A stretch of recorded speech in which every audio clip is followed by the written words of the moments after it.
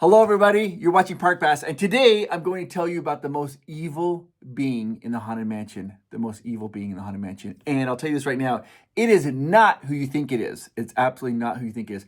I know some of you are thinking it's a Hatbox Ghost, and some of you are thinking it's a Bride in the Attic, and it's neither of those. All right, let's get into this. The history of the most evil being in the Haunted Mansion.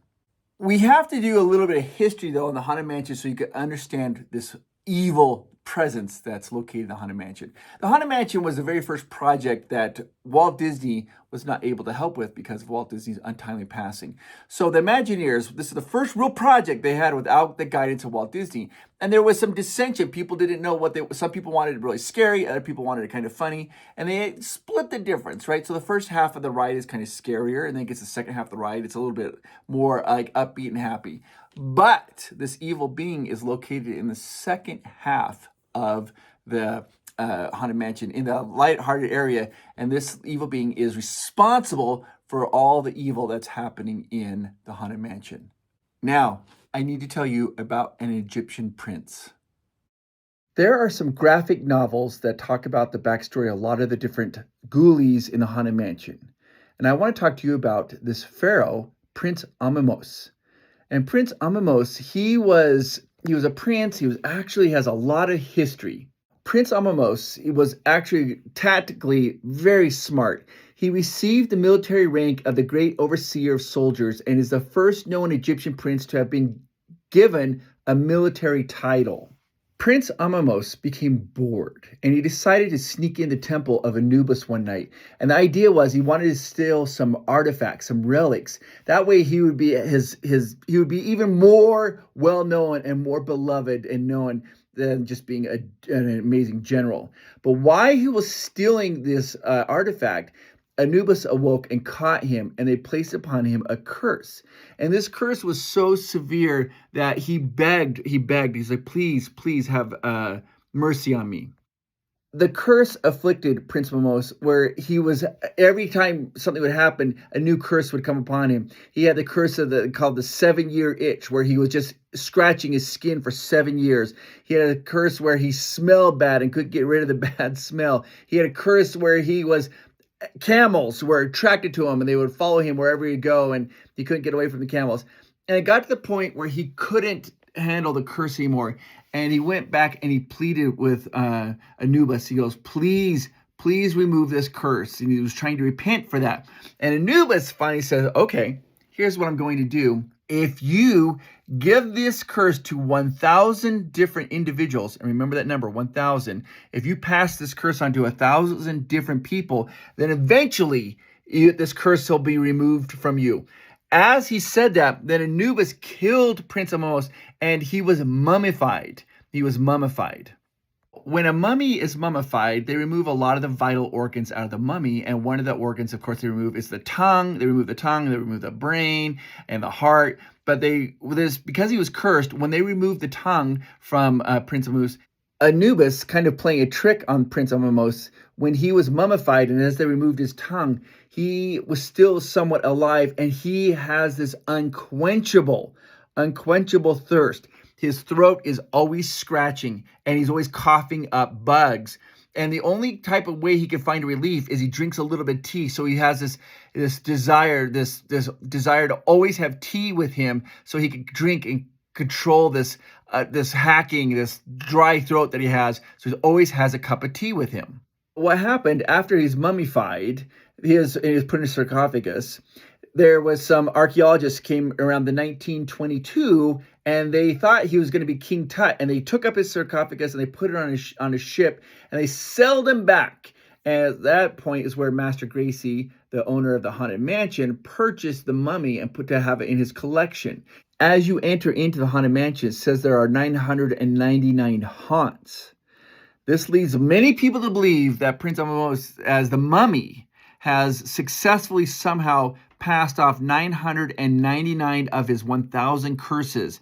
And because of him and the evilness that he's done, that's how this house has become alive. All the spirits that you're seeing, those are each individual curses bestowed by the mummy. Now, that means that the mummy only has one curse left to give, and once he gives up that final curse, he will finally be able to rest in peace. So as you're going by and you see the mummy, there is a chance that he could bestow that last final curse upon you, and then you would be cursed for the rest of your life, and then he would be able to finally have sweet, sweet slumber. But as you can see, he's a little bit distracted drinking his tea for his scratchy, scratchy throat. Also, just real quick, I want to make this very clear. This next portion here, I'm going to show you what the mummy looks like with the lights turned on. I think it's even scarier looking than when the lights are turned off. So if you don't want to see the scary mummy with the lights turned on, skip this next part of the video. Here we go. Now, I know what some of you are thinking. You're thinking, yes, that's a horrible story about this mummy, but really the most evil character is the bride. And I'm going to tell you a little bit about the bride. The bride, though, is evil for sure, but the mummy has inflicted over 999 curses on people, where the bride only has maybe 5 victims. Before I tell you about the bride, though, have you hit the like button? You have? Okay, good. All right, you did? Okay, hit the like button. Now, let me tell you about the bride. The original bride was a skeletal bride holding a bouquet of flowers and a candle in one hand, and you could hear her heart beating throughout the attic, boom, boom, boom, and in her chest you could see a beating heart, doom, doom, doom, doom. According to the Song and Story album of the Haunted Mansion, that skeletal bride was married to the Hatbox Ghost. She was married to the original Hatbox Ghost. They then did a remake of the skeletal bride and gave her a fully fleshy face, and she looked sad. And her veil would open and close. And during the attic, they had ghost heads that pop up and down. Those ghost heads, by the way, were moved down into the graveyard area. During the 2006 update of the Haunted Mansion, they redid the bride and gave her a whole backstory and her name was Constance Hatchaway. Her new backstory was that she married 5 different people and then killed them. And you can see the progression of that story as you go through the attic. Look at the portraits. At the very first portrait, or first married, she only has 1 pearl necklace. Then goes to the next portrait, she's got 2 pearl necklaces. Goes to the third one, she's got 3 pearl necklaces. Go to the fourth one, there's 4 pearl necklaces. And finally, on the 5th one, there's 5 pearl necklaces. But who were her ill-fated husbands? In 1869, she married Ambrose Harper, the son of a successful farmer.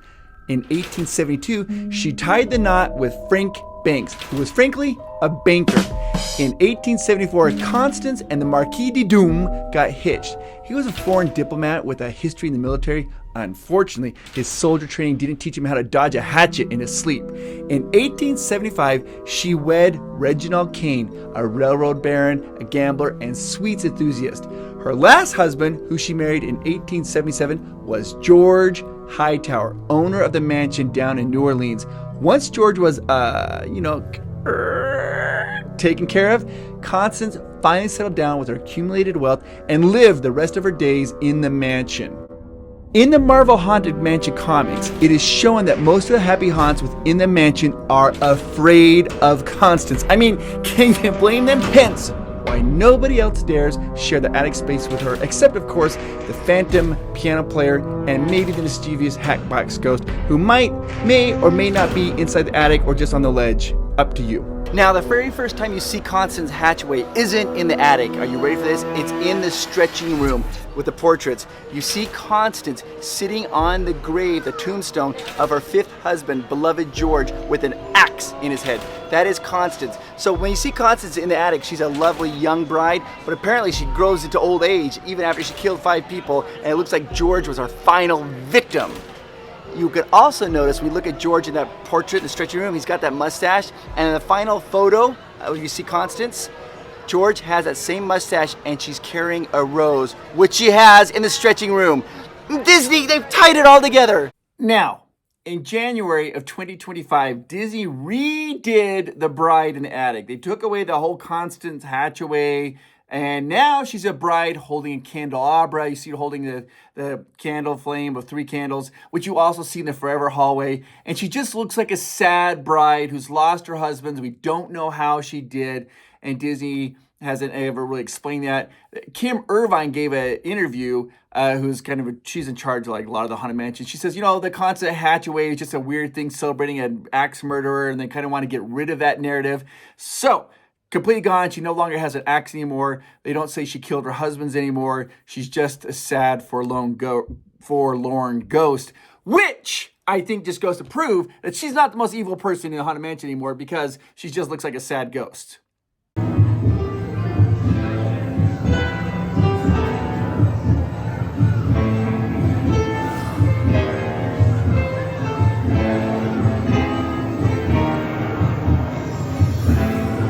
Okay, this is up for debate. Who do you think is the most evil in the Haunted Mansion? Is it the bride or is it the mummy? I personally feel like it's the mummy. If it wasn't for the mummy, maybe all the house wouldn't be haunted. There wouldn't be all these curses there was going on. I think the mummy was selfish and trying to secure glory for him and was trying to rob a god. And because of this, he was cursed with 1,000 curses and now is passing those curses on to other people. So I think that's a pretty evil thing to do. Of course, the bride, she's no slouch. She's also a very selfish person as well. Put it down in the comments down below. Who do you think is the most evil in the Haunted Mansion? And I'll see you guys in the next video. I'll talk to you guys later. Oh, wait. Even though we've been talking about horrible things, I do want to say this. I do want to say that you are not horrible. You are amazing. You make the world a better place. You do. And I am talking to you. I hope you feel appreciated. And I hope you know how amazing you are. I want you to know that you are awesome. All right. All right, guys. I'll talk to you later in the next video. Bye-bye. Oh, who's the most evil in the Haunted Mansion? Is it the Constant Hatchaway who's now just a bride who doesn't have a backstory and she's only holding a candelabra and looking super sad? I don't think so. Is it the mummy? That's a rap, mummy. That's a rap. Ha, ha, ha, ha, ha. I think it's a mummy. He's giving away all his curses to secure freedom. And maybe, who knows, maybe you're the next one to get cursed. And to our Patreons, thank you so much. We appreciate you. You're the best.